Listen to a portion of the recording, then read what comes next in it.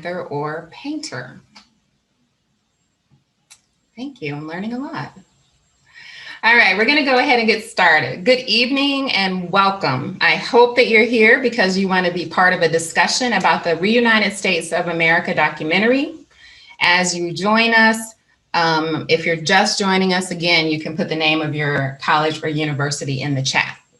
So I want to welcome you all and thank you for joining us. I'm really excited that we have special guests with us tonight.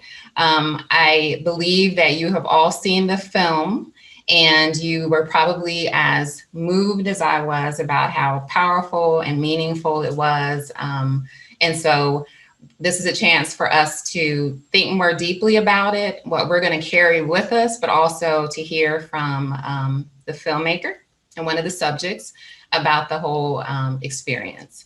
And so if you're here, then you're part of one of the 20 colleges across the state who was part of this process this week. Just so you know, this is part of an ongoing dialogue and civil discourse initiative that we have at North Carolina Campus Compact. If you do not know what North Carolina Campus Compact is, you are here because your campus is a member of Campus Compact. We are an organization that is trying to help campuses prepare students for civic and social responsibility, to partner with communities for positive change, and to strengthen our democracy. And so we believe that this film is just one piece of that puzzle as we together think about how we can depolarize and strengthen our democracy so that it can stand against the animosity and the polarization that is happening all around us. It goes without saying that this year has been remarkable for our democracy, right? The global pandemic, the social unrest related to racial justice, a contentious election season, a Capitol insurrection, and on and on. And so we're grateful to the filmmakers and the subjects for sharing their stories about how they're trying to build bridges and depolarize America. And so the outline of our evening together, we're here until 8. I hope that you will stay around as long as you can with us. Our intention is to have a conversation with the filmmaker and one of the subjects who I'll introduce momentarily for about an hour. And then after that, we're going to break into groups, small groups, and you'll get to meet students from other campuses. And we'll just think a little bit about what we want to carry with us and how we want to move in the world after having this experience together. So as for the conversation, I am going to introduce our special guest at this time. So we have with us tonight the incredible filmmaker. Ben Rickey is an award-winning director, producer, and screenwriter. He graduated from New York University's Tisch School of the Arts, where he directed and produced a number of films, including The Waste Project, which won the Best Actor prize at the First Run Festival, and Dirty Laundry, recipient of Warner Brothers Pictures post-production grant. He also graduated from the University of Southern California with a master's from the Peter Stark Producing Program. And after working with the Coen brothers in the camera department of Oh Brother, Where Art Thou, which I love, he was hired by George Clooney to shoot the behind the scenes for his directorial debut, Confessions of a Dangerous Mind. His first feature, Waterborne, was the South by Southwest Audience Award winner. His other features include The Ashram and The Watch List. He's also directed a documentary series for PBS called The Hidden Vote, which I strongly encourage you all to see in terms of democracy as well. And it's challenging the widespread assumptions of how many Americans choose their representatives on the local level, state, and federal. So welcome, Ben. We also have with us Stephen Olakara, a political entrepreneur and founder and CEO of the Millennial Action Project. I think we can shorten it to MAP. And it's the largest nonpartisan organization of young lawmakers in the US, working with over 1,500 elected leaders in Congress and state legislatures to bridge the partisan divide and strengthen our democracy. A nationally recognized political commentator, Stephen has been featured on CNN, MSNBC, Fox News, NPR, and lots of national outlets. He's an avid musician, as we saw in the film, and also co-author of the book, JFK, The Last Speech, on the role of artists in democracy. Previously, Stephen advised 2 multi-platinum recording artists on youth empowerment and sustainable energy initiatives. He was named a global shaper by the World Economic Forum and a Forbes 30 under 30 in law and policy in 2017.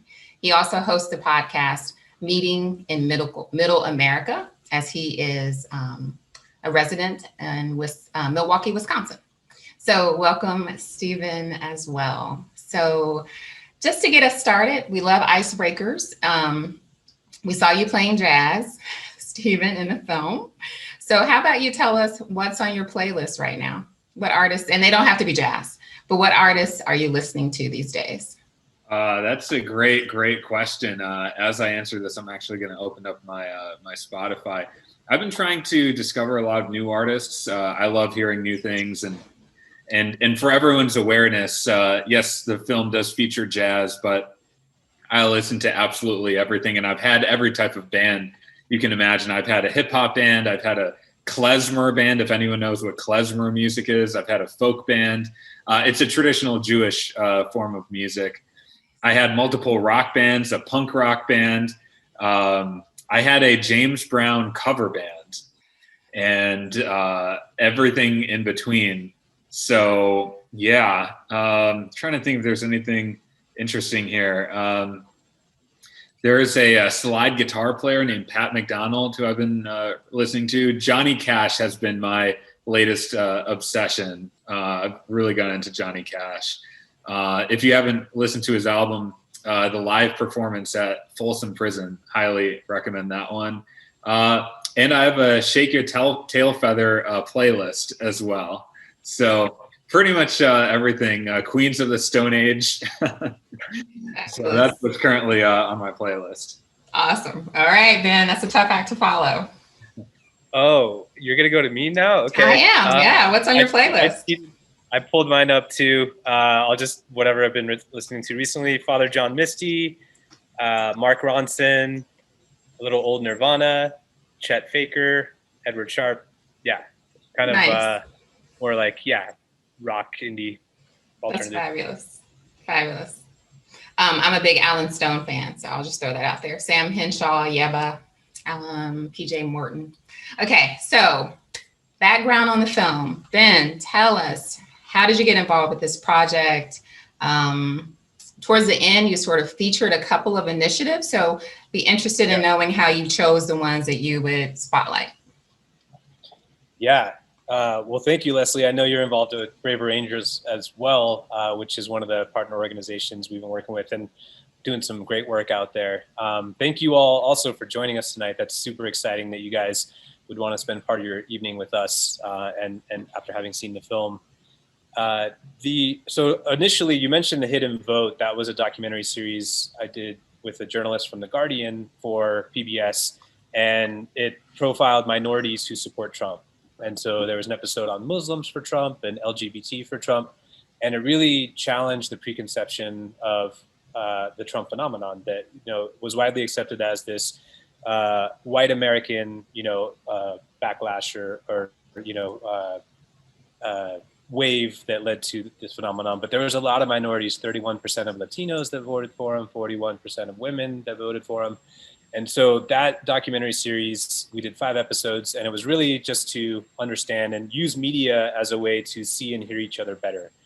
And that led me to this journey in that realizing that story might have a powerful role to play in moving forward as a country. And again, just, spotlighting those stories of the human condition that really allow us to walk in someone else's shoes. And there's very few mediums that are as powerful. Music is one of them. But cinema, a lot of people say it's telling a story, but to me, it's also deeply listening to stories around you and then trying to authentically reproduce them or capture them for others to experience. And media has been used to divide us, but it can also be part of what brings us back together if it's used intentionally. And the first and foremost aspect is that it has to be entertaining. It can't be medicine. It can't be a lecture. And so, the first story that really grabbed a hold of me was Susan Bro. And it was because I saw her speak at an event and was really struck by the fact that she had lost her daughter on the front lines of division, but was able to speak so clearly from the heart about the need to move past this division in order to avoid further violence. And she also had a sort of moral authority to do that at that point after what she had been through and been sort of thrust into the public eye, and was able to say things like, the only reason people are paying attention to me is because my daughter's white. If she was a person of color, we wouldn't be having this conversation. And to call it out directly to the media and still have that kind of, use that platform in that way was just incredible. And I think that came from her background as an educator as well. And so I saw her speak, and I went up to her and I said, I think your wisdom can help a lot of us right now, because, this was, I guess, 2017, 2018. We were so passionate about politics and worked up, and here was someone who had suffered this immense tragedy, who was speaking with such clarity as a voice of reason. I said, your wisdom can help a lot of people. I'd love to be a part of amplifying that. And she graciously accepted. And so the first day of filming is the first shot in the film. It's the anniversary of Charlottesville. So that was kind of how it started. And Mark Gerzon's book, The Reunited States of America, How to Bridge the Partisan Divide. If anyone wants to do a deeper dive on bridge builders, or like the examination that I might be a part of this problem, I would highly suggest the book. We have a free download on the website, reunitedstates.tv. But he introduced me to Stephen and all of the other characters, because I would say, what are young people doing to bridge divides? And he was like, you got to talk to Stephen. And so that was how the other three storylines came to be. Great. Thank you. Yeah, I've already got notes. The power of stories, but also the power of being able to listen deeply. So thank you for that. What else, when you all think about what you hope that people will carry with them or take away from viewing the film? And we'll start with you, Stephen. You can tell us how you got connected to the project, or and then what you want, you're hoping that will come. Sure. Well, thanks again for having us, Leslie. And for everyone who's taking the time to watch the documentary, thank you. We know that there's a lot of constraints on your time and a lot of people competing for your attention. So we really appreciate you watching this documentary, because it's a story that needs to be told, and it's an ethos that we need in our democracy right now. I was just thinking, I think so I'll share a quick story about Ben as a way to actually maybe highlight something that we can all do, which is, within just a couple of years, Ben has applied his own bridge building skills to basically unite the entire bridging space around this documentary. And no one else has done that yet other than Ben, to the degree that Ben has done it. And he came in as a newcomer to our space. And now, you mentioned Braver Angels. They're probably, maybe 30 or 40 different organizations, maybe more, that have now partnered on the release of this film and have taken ownership of it to truly try and promote it amongst their audiences. And I think that is an indication, that is an inspiration, hopefully, for all of us, that, no matter our background, whether we're involved in politics or we're not involved in politics, we all have an influence. We all have a sphere of influence around us. And we can break into new spaces if we want to. What's most important is, what are we passionate about? What is the change we want to see in the world? Do we have the dedication and the persistence to actually pursue that? So each of us has agency in this problem right now. I think that's the biggest, most profound message from the film. I think one of the most poignant lines in the film is when Mark Gerzon says, when he gives his advice to people, what can we all do about it? And how we each have a choice to approach a tough political conversation with empathy and compassion and understanding, as opposed to fear and judgment and anger. And that's a choice we can each make. So one of the mantras we have at Millennial Action Project, which you get a little taste in the movie, we're all about organizing young leaders who are fresh in politics, who just got elected, and helping them govern, lead, and actually change laws, create impact. And, it's all about this art of coalition building. And that doesn't happen without a larger population of people who are seeking to elect leaders and promote leaders and reward leaders who want that type of bridge building leadership. So I really believe that's a really powerful message in the film that, we can all embody. And it's a choice we make every single day. That's something we teach our leaders. And one mantra maybe I could share with everyone that we really believe in at MAP is model the leadership we want to see. model what you want to see.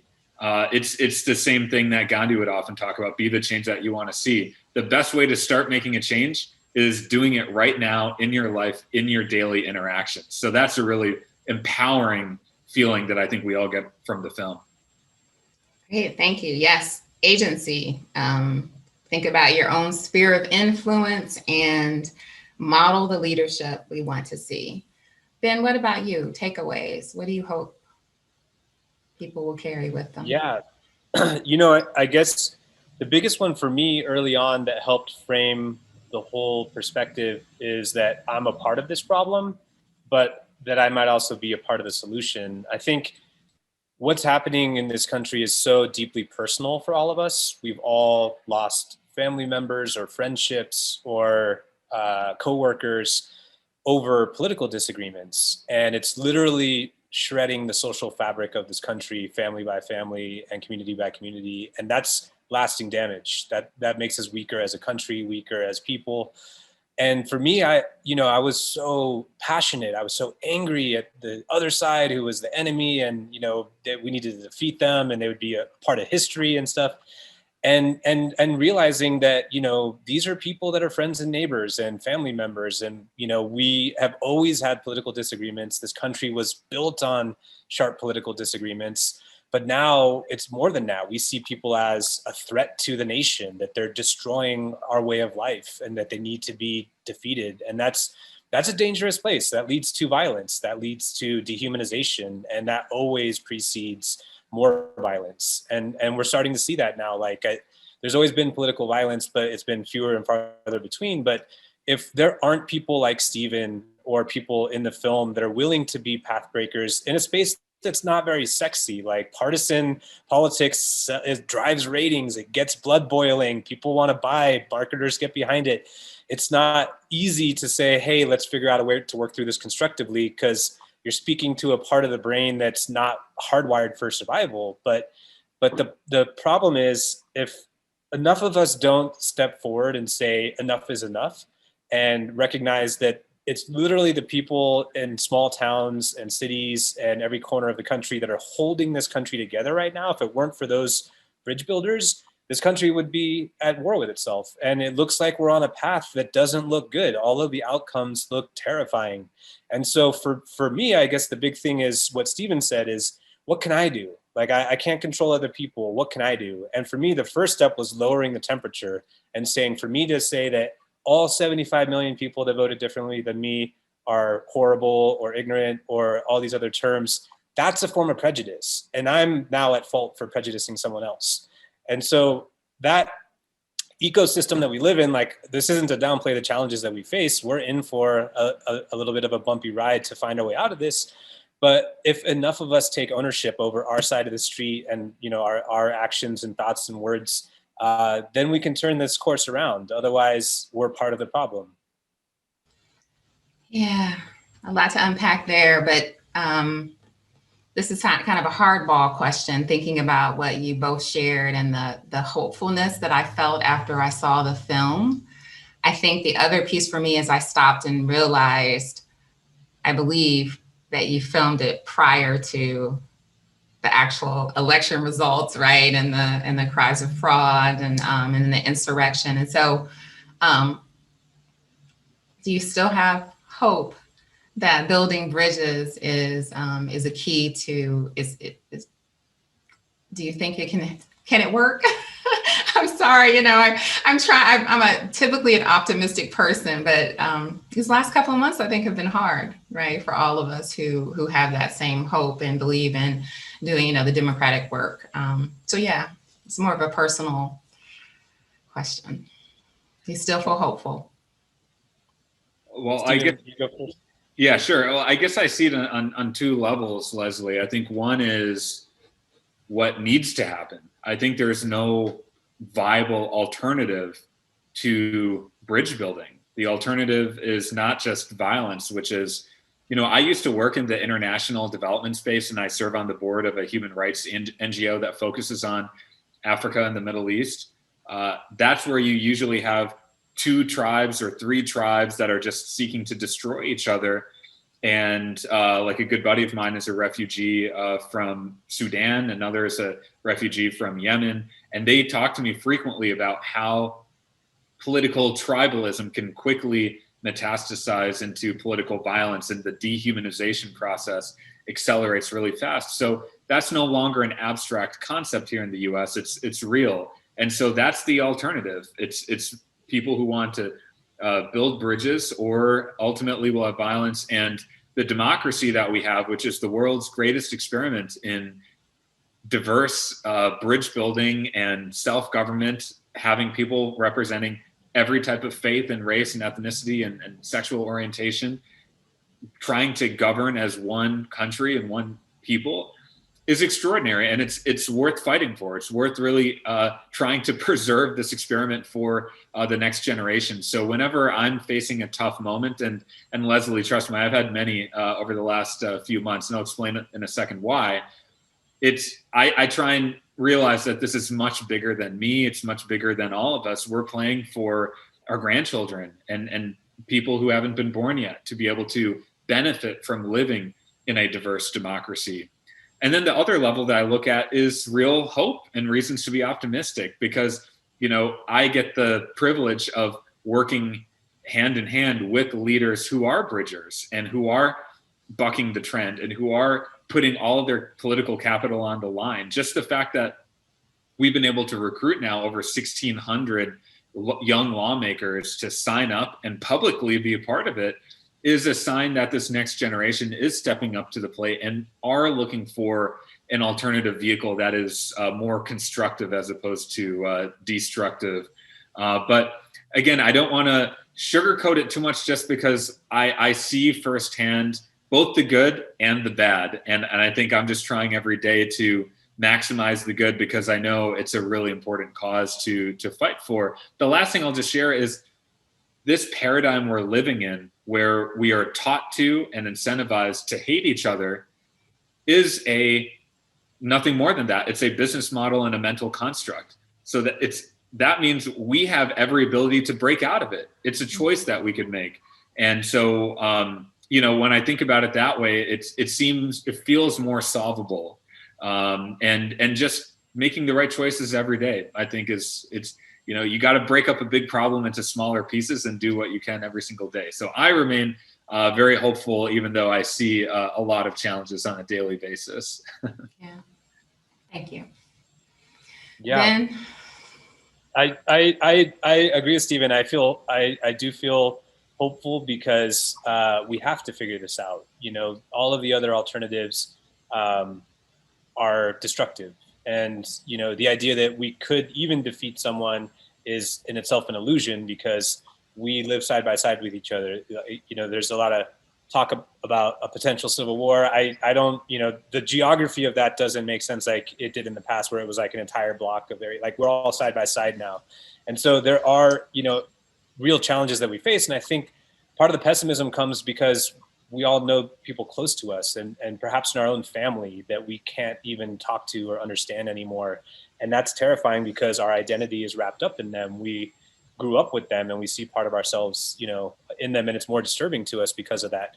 A couple things. One, you know, Mark Gerzon took the long view in his explanation of how we got here. And he really cites the end of the Cold War as the beginning of internal polarization, and that once we lost our common enemy outside our country, we turned our enemy inside our country. And if you look at, you know, the rise of polarization and the end of the Cold War, it tracks pretty closely. And so it took us 30 or 40 years to get into this. It may take us a little while to get out. I think the other thing, and I don't say that to be pessimistic, I say it as a way to frame it that's like, okay, let's take this one day at a time. Let's not, the house is on fire, but let's also look at long-term solutions. Why do people feel disenfranchised? Like, why does a huge segment of moderate white America not see a future for themselves anymore and are terrified? And why? And that's been the case for communities of color all along that haven't seen like a proper place for them in a shared future. And so the thing that does unite us is pain and fear, the idea that like there's not a place for us in this country. And if we can start from there, and that's why I think that on like an individual basis, if we can approach a conversation with someone we disagree with, not trying to change their mind, but try to understand where they're coming from. And I kind of call it interview mode, like go into asking questions without judgment and just curiosity. I have a lot of friends that voted for Trump, and the way that I've kept those friendships is by genuine curiosity. I want to understand their life experience that brought them to a place where I might disagree with, but something in their life he spoke to in a very visceral way. And they're in an ecosystem where they're hearing all of the good news. We're seeing a speech that has all of his flubs and racial slurs, and they're seeing like his actual strong like points that he's making. And so even how we're dissecting what's happening is totally different.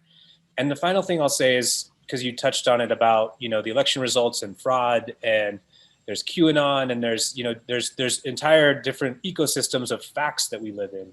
And the idea that we need to somehow sync up on the facts before we can even have a conversation is probably not going to happen. And so the sad truth is, and Van Jones, who we're so blessed that he's come on as an executive producer, has said, you know, this media like ecosystems, this disinformation, it's going to be here a while. Like, it's not something that all of a sudden we're going to agree on and be like, oh, we were wrong or they were wrong. And so we're going to have to feel our way through this. This is going to be more of a heart movement than it is a rational movement.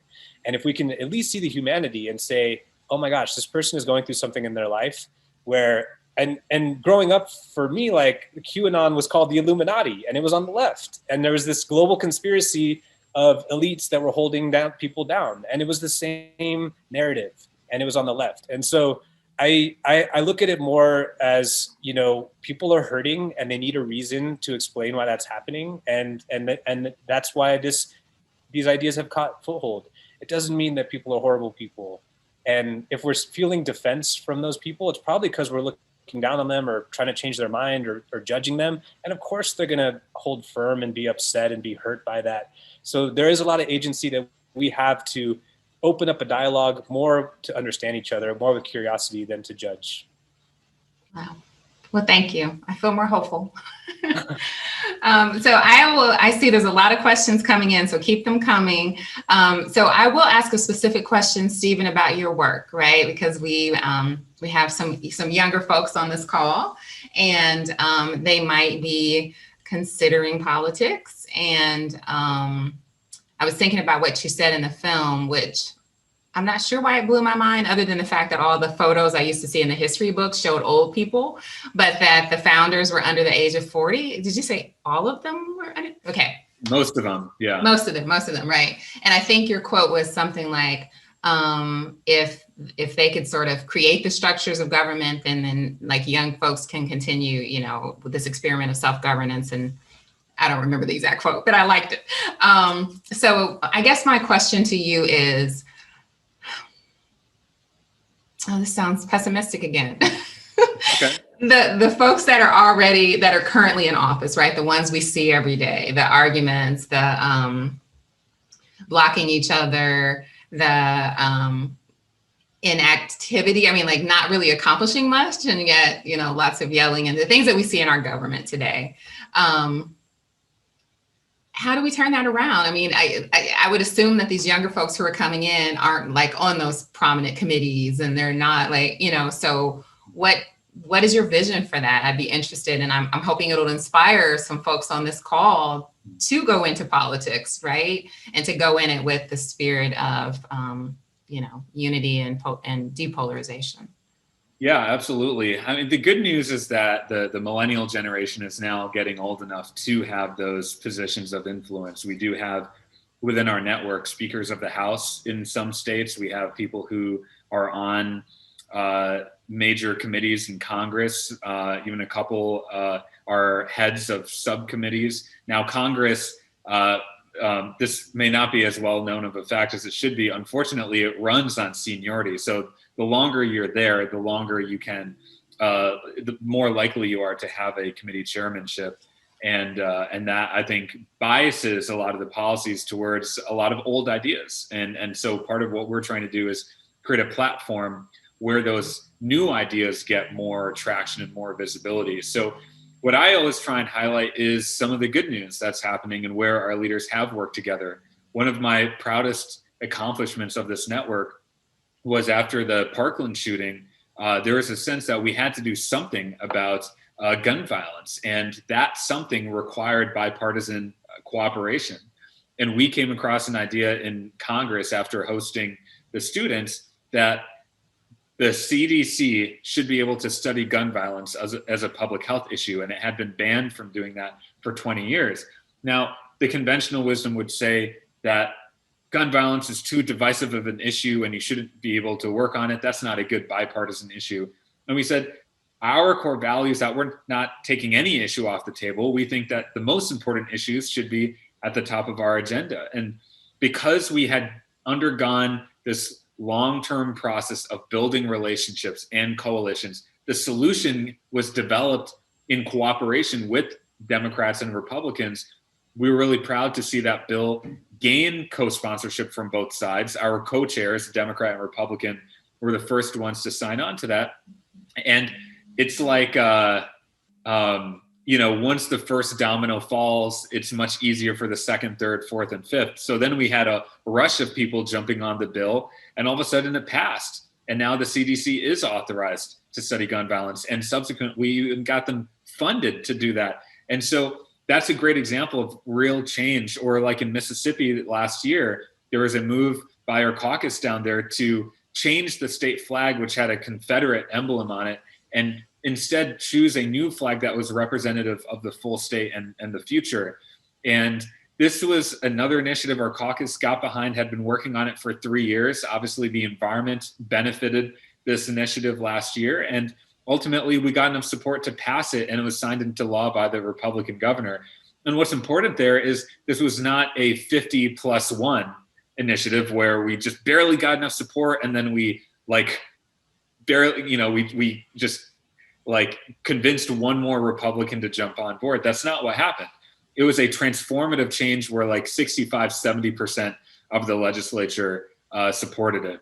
And so those are examples of real change that young leaders are leading right now in politics. And I understand that the mainstream news media doesn't cover these stories that much. And honestly, I can't imagine a life not being involved in MAP, because you're just hearing all of the negative news and you're not hearing any of the good news. And so I think one way that you could, try and balance the scales a little bit is follow or join an organization like Millennial Action Project or one of the other groups highlighted in the film. And that way, at least you can balance your media diet a little bit and hear, okay, yeah, there are really bad things happening, but here's an example of where leaders have called on our better angels, where our politics has brought out the best in us instead of the worst in us. And that way you can get a sense of there are some things working right now. And young leaders, in their 20s and 30s, just like the founding fathers at a similar age,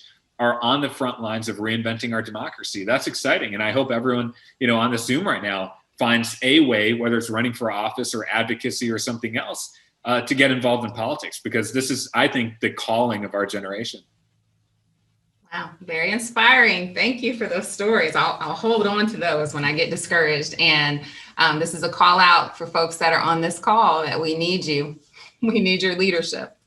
So Ben, before we transition into questions, what are you working on now? Is there anything, maybe, I don't know, is it a result of the film, or are you on to new projects, or it's interesting. I did a project a couple years ago that, the film industry is so unpredictable, and I did something that was from the brain, that was reverse engineered for the marketplace, and it was a horrific experience. And I was I got to the end of it, and I was I'm not even happy with what I made, because I was making something I thought would work for the market as opposed to came from the heart. And so for me, the past couple projects, and especially this one, has been how do you use cinema in a way that challenges the way people see themselves and the world around them, because it's an incredibly powerful tool to allow you to walk in someone else's shoes. And for 90 minutes, you have photography, music, performance, literature, all wrapped up into this emotional package. And so I look at it very differently now, and these things take so long. This film took 2.5 years, and we just got on the other side of releasing it. And I'm really excited that it's speaking to people, because the only thing that I have a criteria for now is that, does this speak to me in a way that I think will help or like challenge other people? And so, you know, I haven't really thought a lot about it. There is a project that I have researched a lot that is a fictional film about a woman who survives a mass shooting and now goes online to target extremists and try and stop them from committing violence in the real world. It's loosely based on the events in Santa Barbara a number of years ago that kind of started the incel movement, and the original kind of person who perpetrated that. It's fictionalized based around that. But it really deals with loneliness in the digital age and how isolated we are. And, you know, that some, especially now when we're all through screens, like we're missing each other, and, you know, that we need each other just like we need food and water. Like, we're social animals. And the fact that we don't have that right now should not be underestimated, and why tensions are so high and why it feels like a tinderbox all the time. We can't even see our loved ones. And so for me, that film is more of an exploration of loneliness that sometimes erupts in violence. And then there is another project that we're talking to Van Jones about, which is very exciting. He was, you know, so instrumental in making this film visible and bringing it out into the world. And he's a true bridge builder, you know, and a lot of people don't like him for that. The fact that he was willing to work with the Trump administration on criminal justice reform upset a lot of people. But the fact is, he got 15,000 people out of jail by doing that and reunited all these families. And so there is a strategy to making sure that you can advance your cause, and you can be a better advocate for your cause by understanding what you're up against and who disagrees with you, because you can form arguments that are more maneuverable around that. And so I, you know, have so much respect for him, because I've seen him, you know, go out there and just always kind of stand up for what he believes in and get eviscerated for it.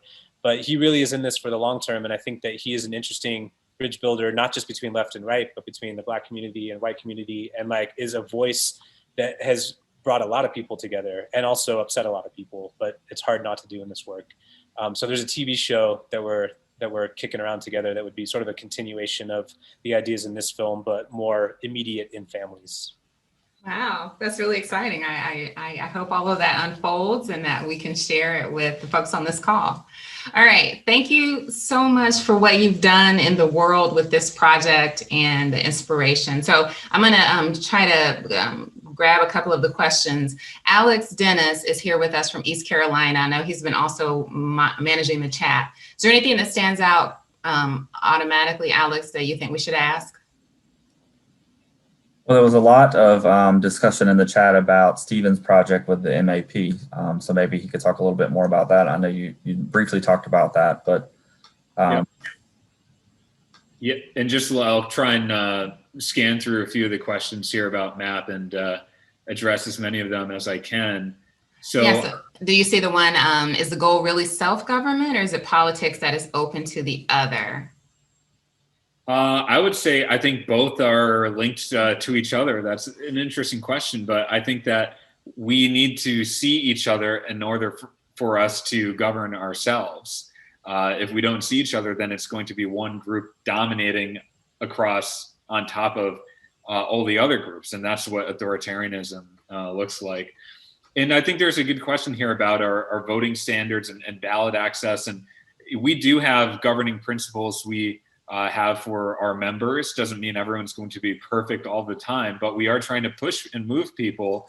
But I think a big part of our methodology is we don't write anyone off. So one thing I'm very proud of last year is when the pandemic hit, we launched a whole initiative around safe voting. And we listened. We modeled the values that this film talks about. We didn't say, oh, you're a rural Republican, so you're against voting by mail. We didn't do that. We reached out to them, listened to how they're approaching it, and actually built the only bipartisan coalition promoting safe voting in this entire election cycle, and put together public service announcements encouraging young people. And so what that allowed is that the information coming out was not done with a partisan spin. It was about voting. It's not a left or right issue. I think it's a right versus wrong type of issue. And I think that had a really big impact. The other thing, let me just see here. Yeah. How do you see your Wisconsin? Yeah, so I don't know if that's suggesting I'm a representative in Wisconsin. I'm not an elected representative, although I am exploring a run for the U.S. Senate right now in Wisconsin. So that is what I was referencing earlier, that I'm seeing a lot of this. I'm seeing the political business model up close and personal. I'm seeing why a lot of people go down the path of most convenience, which is hate and division. But obviously, we're trying to do something a little different. But we have a very strong Wisconsin chapter and presence. And one of the best things we did here was a series called Red and Blue Dialogues, which brought together constituents and elected officials across the divide. And the best part of that is when a person will come up to me afterwards and say, I can't believe how much I agreed with the enemy, because they were sitting next to people who you might otherwise see as the political opposite and the enemy, someone to be written off. And yet, when you connect with people on a human level, there's a lot of common ground. Actually, the dialogue where the person said that was on criminal justice reform, the issue that Ben was talking about earlier in regards to bans. So it's really powerful when you construct these conversations, and there's usually a lot more common ground than people realize. So I have a lot of fun with MAP, and if you all want to learn more about it, you can find me on Twitter or social media and learn more. That is wonderful. Thank you. Okay, so JR from East Carolina. I think these are folks just echoing sort of the concepts of listening and with understanding and empathy. But a few folks have landed on the role of education and how changing the education system is key and fundamental to empathy and understanding. I don't know if you all have any thoughts about that. It's not necessarily talked about in the film, but it's a reflection that someone has, which I think is great. Yeah, it definitely plays a role in it. I think that, the fact that we consider ourselves the wealthiest or, most successful nation in the world, and we're 19th in the world in education, that 41% of people, aren't even able to graduate high school. It does go back to where our priorities are and where we're not putting enough emphasis. I think, I'm seeing the note here in the thread that kind of ties into this about community. And, we talked about loneliness a moment ago, but there is a bigger thread to pull here about the emphasis of the individual in American society. And I think that we've always, said this is a Declaration of Independence, you have the right to life, liberty, pursuit of happiness. But the flip side to that is if if you fail and you're depressed and you're sad, it's your fault too. And we're really leaving individuals on their own, and there's no kind of, communal groupings anymore. A lot of, it used to be the church, there was the YMCA, there was Boy Scouts, there was, Salvation Army, all of these institutions that came up after World War I and II that are dissolving. And now it's the nuclear family, or two people or an individual. And we're going through life alone, and that's really destroying community, and there's a lot of unrest and a lot of angst because of that, because throughout most of our evolution there have been tribes of 100 to 180 people, and we were always with someone else, and there were always people there, young people, children, and if Ben had a problem, it would be the elders and the children would all come and try and figure it out and help you through it, and we don't have that anymore. And so there is deeper issues that we have as a country that we probably will need to address. And I think finding community and finding our tribe is a big part of, why we're here. And so I didn't mean to go off the rails there, but it just occurred to me that's another thread that I think runs through a lot of this, and I think is undervalued, because this American ideal of you got to pull yourself up by your bootstraps, and you can go as far as you want if but how do you do that if you don't even have boots to begin with? Mm-hmm. And so it's a very uneven playing field. There's hundreds of different versions of America that people are living in, and it's unfair to say that you should be able to do this for yourself, because not everyone has that opportunity. That's great. Thanks, Ben. All right. So, Stephen, did you have anything on that? Did you want me to go on to? Oh, we can go to the next one. Okay, so someone asked, obviously this is a film about depolarizing, particularly politics. So the question is, if you could snap your finger and change one thing about politics, what would that one thing be? Well, I would use this special superpower for a high impact change that has low visibility and low sexiness to it. I think that's the best use of a finger snap like that. And so I would probably choose changing our campaign finance system, how the business model of politics. What happens right now is division is profitable by candidates, political parties, and beyond. And so part of the reason why so many people have these hateful messages and maybe don't even realize it is because they know it leads to more money for their reelection effort. Or political parties do this because they have this race to raise as much money as possible. If you're a new candidate, you're largely judged on how much money did you raise at the beginning, and that's whether or not the national committees decide you're a viable candidate or not. And it gets even worse than that, because we were talking about the inequities in society a second ago. Well, how are you going to run for office if you can't go more than a few months without income, which is what a lot of political candidates do? How can you serve an elected office if in state legislatures you might be making maybe $30,000, $25,000? And how do you support a family of four with that?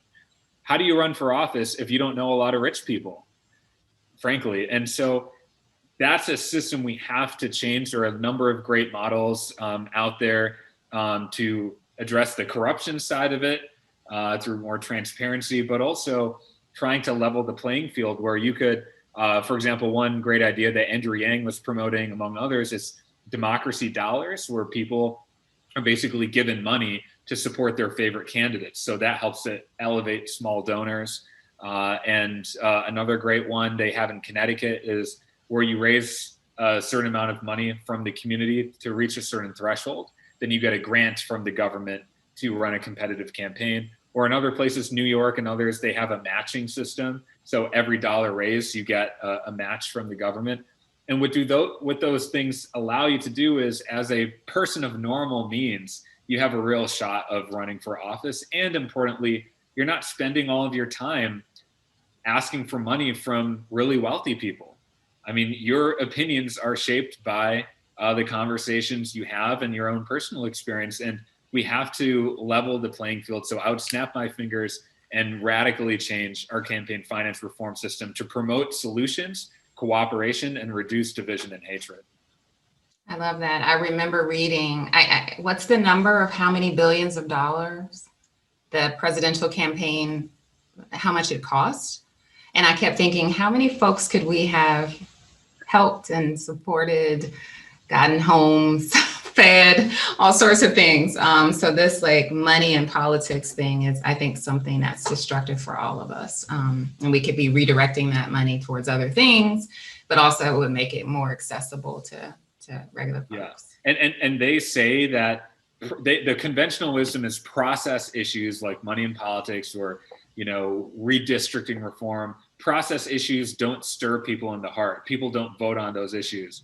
And it's like, my response to that is, let's see how that goes over the next 2 years, because I'm going to try and change that with the campaign we're building here in Wisconsin. I think we can make it a voting issue. I think that people can see that our political system is broken, and let's point at some of the root issues that are causing those problems. I love that. Well, Thank let's change you. it, guys. Okay, Ben, what if you could snap your fingers? Snap your fingers. Mm-hmm. Yeah, fingers. I really, I agree with Stephen that there's a lot of democracy reform that's necessary. And the good news is there's so much energy and attention being paid to it now. I think that, so I will say ranked choice voting, because I think that could drastically change the incentives for elected officials as well. And basically the idea being that instead of, voting only in the primary if you're registered to that party and only for your top vote, that you would list your top 3 or top 5 candidates. And if your top vote is, say, for an independent or for someone, that's maybe like more out of the box, doesn't make it past the first cut, then your second vote kicks in and your third vote kicks in, so that you don't have to worry about, I'm voting for this person because I hate that person. You can actually vote for the person that you want to vote for, knowing that, like in the Ralph Nader, example in the 2000 election, people say that spoiled the race because a lot of people voted for Nader that didn't vote for Al Gore at the time. That would remove that argument, because then you could vote for Nader, and if he doesn't get enough votes, then your vote goes to Gore or whoever you want. And I guess, sort of just dovetailing on that, like the thing that we were talking about earlier about hope, and it sort of relates to this democracy reform or snapping the fingers, is, Charlottesville was a horrific incident that then led Susan to do this amazing anti-racist work and go all the way to the halls of Congress with a bill to change how we report hate crimes. That horrific event is also what caused me to go and make this film. And it's also what inspired Joe Biden to go and run for president. So out of horrific tragedies comes great opportunity for hope and change. And so if you want to look at these last 4 years as like this, it was a really tumultuous time, it was terrible, or everyone is now paying attention and people are standing up and looking at all the weak points in the system and saying, like, how do we get here? Let's fix this, let's fix this. And so there's a lot of change happening, and hopefully we'll see that energy continue. Yeah, it's powerful. Yeah, and Muhammad noted, obviously, that ranked choice would give third parties a viable option or a viable chance, which of course we saw in the film as well. Both SNAP ideas are great. Thanks for sharing. If anyone wants to learn more about ranked choice voting, so check that out. Thanks, Graham, for putting that in the chat there. And there's some other great examples that are there.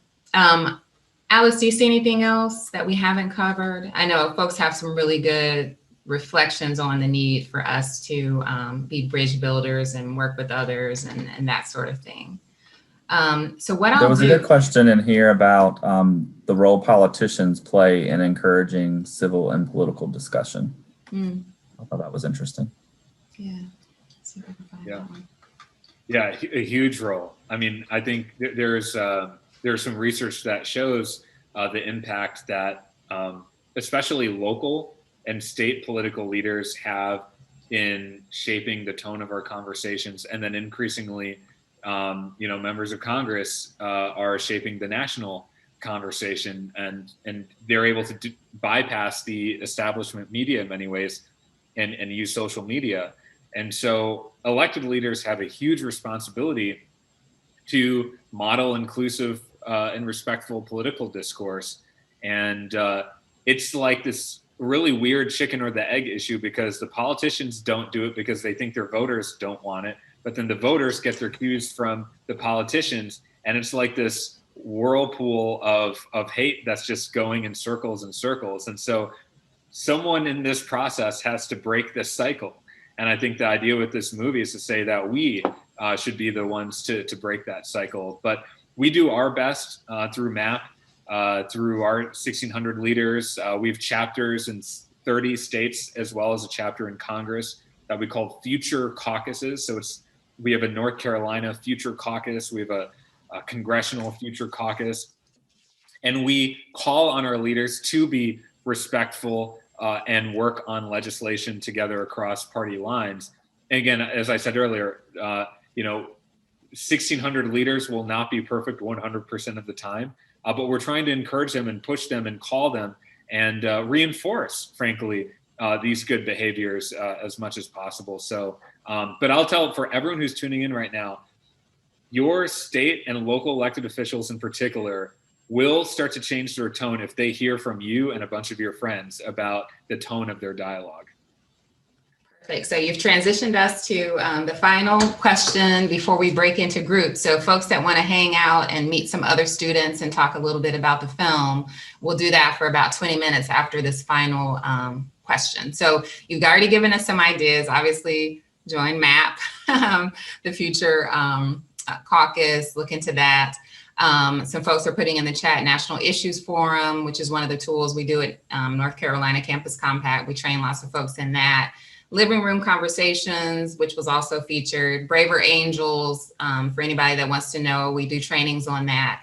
Other suggestions for what students can do. Yes, people are putting NCDD, the National Coalition of Dialogue and Deliberation. There's lots of great ways to start these conversations. Are there any other ones that you all would like to share or elevate for folks to think about?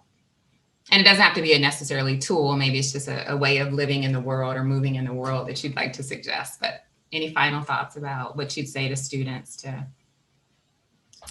get involved? You know, one of the most common things I hear from students is, how do I get involved without boxing myself in? Especially for those who want to get involved in politics, the career path is get involved as a Democrat or Republican, work on the Hill, work for a campaign, work your way up in that way. And usually there's very little crossing over. And then you have independent-minded young people who, by the way, you're not alone. Young people today are the highest and largest demographic of independent voters in the country. And so it's like not fitting in well. You have a political system here, and then you have a generation of young people here, and it's not gelling right now.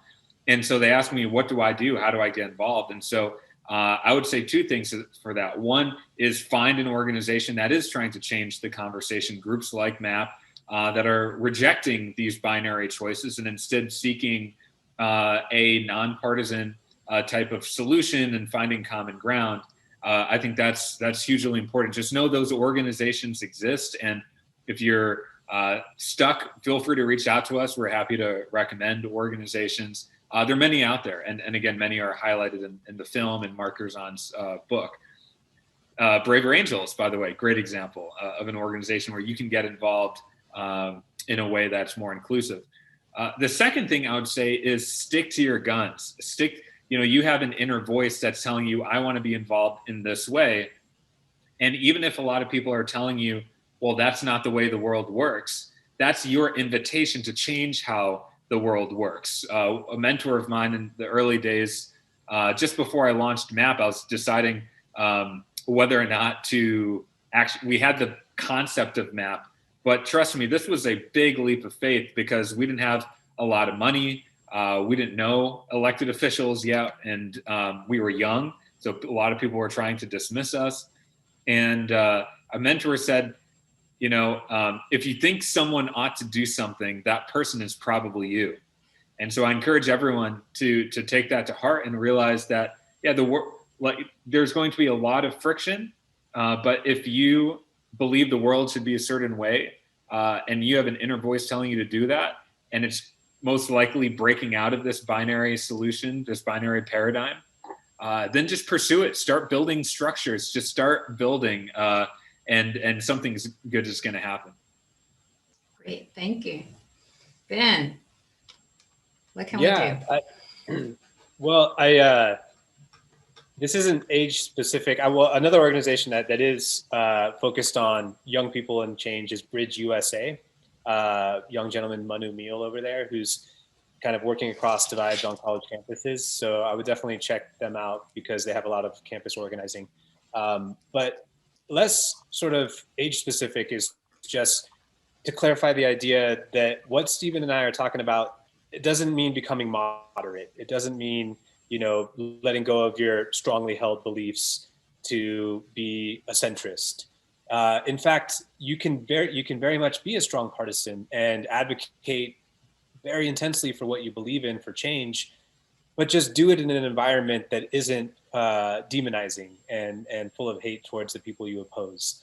And so for me, I'm still center left. I still have very passionate issues that I'm involved in, but I'm not posting online like everyone who voted for Trump is a racist, or like everyone, if you believe in Q, not your KKK, or whatever it is, that is actually like part of this putting fuel on the fire. And so for me, it's really, what are those everyday practices that we can start to do that really relieve a lot of tension for ourselves? I'm not even doing it, for like other people. I'm doing it because it removes stress from my life, to not walk around with this anger all the time, or this, I have to fight the world, or like those people get under my skin, or every email I get from the DNC says, pay attention to this, there's an emergency, and I don't click on it. Like I have found that there are techniques that people are using to trigger me. And that happens in the mainstream media. It happens in partisan fundraising. And that's sort of realizing that there's many forces at play that are not in our best interests. Like we said, media, a lot of the time they're showing the most extreme 10% of the voices 90% of the time. And so you're getting this over-exaggerated view of the other side, that everyone is like this from that side. And frankly, they're seeing the same side of us, where it's like everyone who, is Antifa or like, is a left-wing mob. And that's not true. And so the ratings model, like Stephen was saying, the business model, just realizing that helps to say like, oh, maybe they're over amplifying negative news because it triggers my instinct to pay attention to danger, and that sells advertising. And same with political parties, like, and both parties are guilty of this. They will basically say anything to win the election, and they'll say very inflammatory things. And that's, because their goal is to win the election, not to serve the people. And that's because the rules have been so bent in a way that they need to be reshaped now, and the incentives need to be different. And so for me, I guess unshackling yourself from those forces is a huge weight off your shoulders, and just saying like, oh, okay, they're saying and doing these things to get this response from me, but I have a choice whether I want to act on it or not. Mm-hmm. And that's just been transformative for me. So I would suggest that to anyone. Great. You'll be happier. Well, I thank you both so much.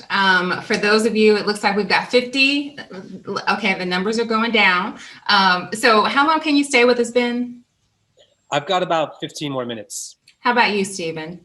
I probably have about 10 minutes or so. Okay. All right. Well, then what we'll do then, instead of breaking into the groups, because I see our numbers are going down, I'll open it up now to the question that I was going to have you all wrestle with in your groups. And you can either chat or you can go ahead and unmute yourselves and share. And so the question I'd love for you all to share with us is, what is one takeaway from the film, or something that you've been thinking about since you saw the film?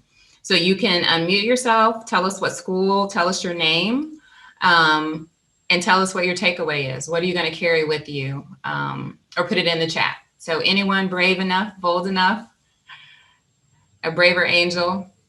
And while you're thinking, I think that probably most of you have seen Amanda Gorman's or read The Hill We Climb. She's the youth poet laureate, also a college student, who spoke at the inauguration. And so as you are typing, I don't see anybody typing yet, I just want to share a quote that she reminded us, that being American is more than a pride we inherit. It's the past we step into and how we repair it. Once again, being American is more than a pride we inherit. It's the past we step into and how we repair it. And so I just want to challenge all of you, if I don't get to say this at the end, that we each have a role to play as depolarizers, as visionaries, as bridge builders. And I'm really hopeful and inspired by this film, but also by you all being here and participating tonight. So anyone want to be bold enough to tell us what you're going to take?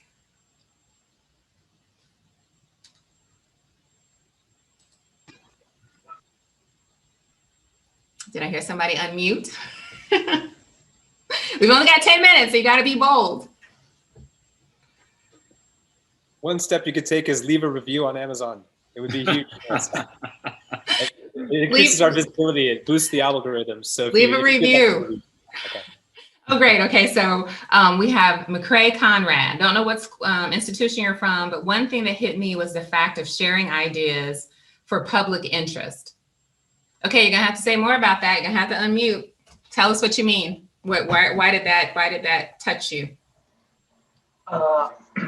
It was just something that it was back to kind of the individual perspective, where we think that our ideas are always just trying to promote what we're thinking, but ultimately we're just trying to share those ideas so that we can all grow together as a group.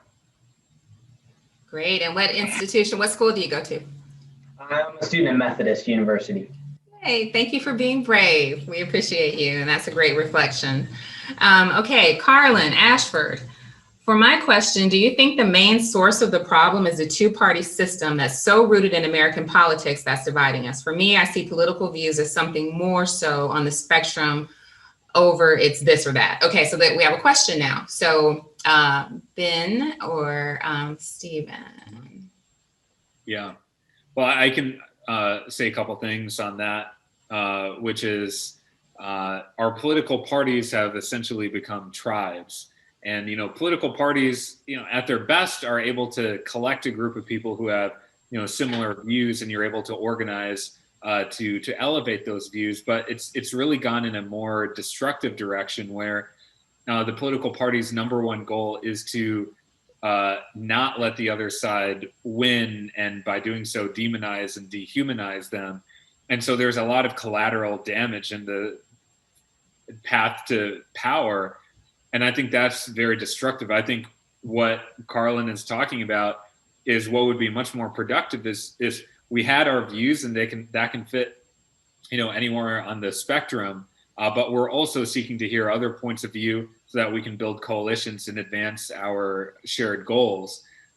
This is why I think, as Ben said, ranked choice voting is very important, so we can have other voices emerge in politics. To me, I think it's very odd.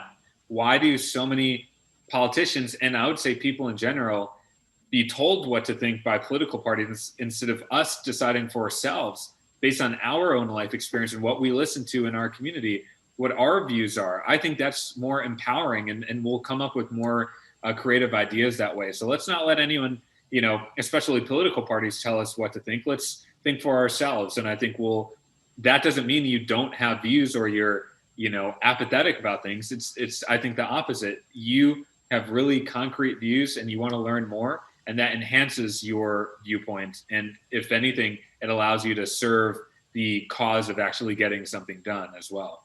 Yeah, wasn't it Lincoln who said we should be a government of the people, for the people, by the people? Mm-hmm. Yeah, absolutely. Yeah. And just on that, Stephen, one of the things you said in the film that we didn't make it into the film, but I always wanted to find a way to highlight, is that everything's become so binary now. It's either red or blue, or good or evil, or you're either pro jobs or pro the environment. And this is a false choice. It's not black and white like that. There's so many shades of gray, but it's easier to organize humans by binary choices and just on or off, good or evil. And it's much harder to say, here's 5 different ways of looking at something, but that's how life is. And so if, the idea of Democrats and Republicans being Democratic seats or Republican seats in the House, that's all like on top of the institution. That's not the institution itself. They were never mentioned in the Constitution because all of the founding fathers knew that if it devolved into 2 warring factions, that we would be doomed. They all talked about this. And so the fact that we're here now is not by accident. There was a design along the way that these parties got more and more power and made it harder for anyone else to get involved. There was a time when we had 5 political parties, and it's like many other countries around the world. And that competition of ideas creates coalitions, and all of a sudden people have to find ways to work together, and it breaks strangleholds. And so we do need to find a path through this. And anyone who says that voting for an independent is throwing your vote away or is a spoiler, we need to change that as well, so that there's actually an opportunity for outside forces to come in and sort of mediate between the 2 warring factions. great. Okay, the last word, because I think one of you needs to step away. Brian from LR, Lenore Ryan University. My takeaway from the film was how important it is to vote for a person than to vote because of hate. And us as a younger generation could change the way politics work. We love that. We love that, Brian. So I know that one of you needs to step away. Is that Stephen or Ben? Yeah, I should Thank probably you, Stephen. in the next minute. But I thank you all for being part of this movement, and I hope you get involved. And I'll leave you with something that Dr. King's family has got involved in our work in training our leaders, because the King philosophy, I think, is very instructive for all of us. And I asked him, Martin Luther King III, his oldest son, I asked him, how would your father be responding to the polarization of this moment? And he said, my father would be calling us to a higher order of politics. So I just leave that with all of you. It's not left or right or center. There's not Democrat, Republican, red or blue. Let's call each other to our best version of ourselves. And then I think that will raise the consciousness of our country. So I thank you all very much and look forward to being in touch. Thanks for being with us, Stephen. Thanks, Stephen. Always a pleasure. Yep, likewise. And Ben, I'm going to let you handle this last question, and then we'll let folks go a little early. I don't think anybody's going to be upset with us about that. But JR has said, and I love your reflections, he's from East Carolina. I was astounded at the fact that we're still fighting to solve some of the same issues we've been fighting for decades.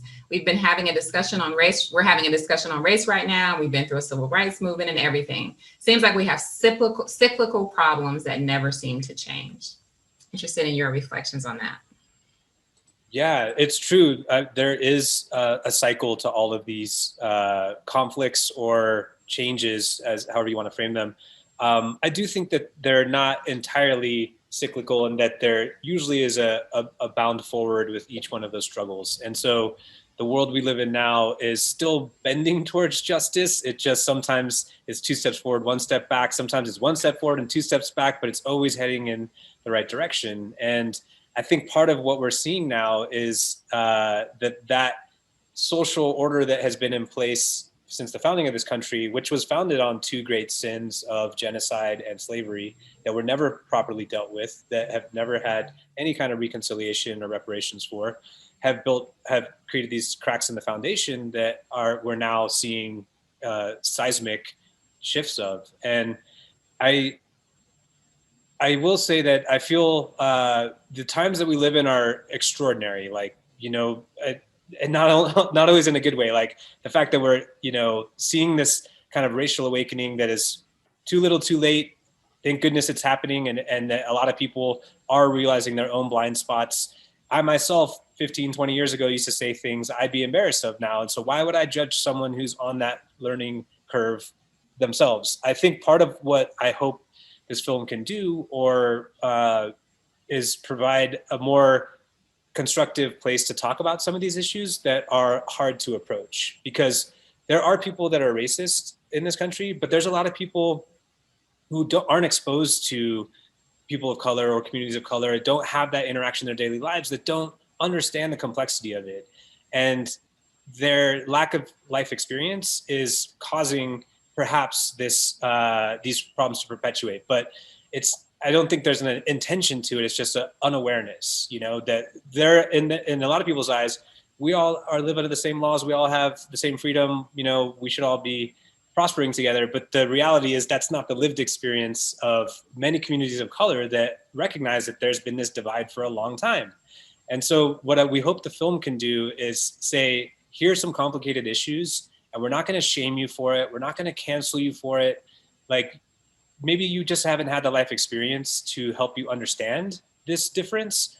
But here's a gentle way of looking at it, where if you hear this woman explain why she lost her baby, and you can't then see that there are systemic problems in our healthcare system, and that Black Lives Matter is not only about police brutality, it's about a whole range of systemic issues of oppression, then this film can hopefully be a more sensitive way into those topics, rather than shaming and shouting and berating people for not understanding these issues. And I hope that that's where we can actually see change, because if we are going to call tens of millions of people racist, they're going to run for the hills, and they're going to double down on their tribe. And by inviting people into this conversation and saying, like, it's okay, like, I didn't know these things before, like, not everyone, we're all at different points in our journey. And so I don't know if I answered the question, but for me, I do think we're moving in the right direction. Even if it feels like we've taken some step backwards, we're constantly have our eyes moving towards a multicultural democracy, which is what our founders always intended. Right. Well, that will be the last word. And I'm thinking about what you said about the quote is what the arc of the universe bends towards, of the moral universe bends towards justice. And I've heard someone say, because we push on it. So I want to thank you so much for offering this film into the world to push us towards depolarization and unity and bridge building. I want to thank everybody for your time. I want to thank Alex Alex Dennis from East Carolina for helping with some of the tech. And just thank you for this work. And I hope that all of you students are inspired to go and make a difference and be the change and help repair the breach. Thank you all. Have a great night. Yes, most excited about you guys, the next generation. You guys have the opportunity to think outside the box and change things. So thank you, and I appreciate this opportunity, Leslie, and to everyone here to be with you guys tonight. Thank you so much. Good night, everyone.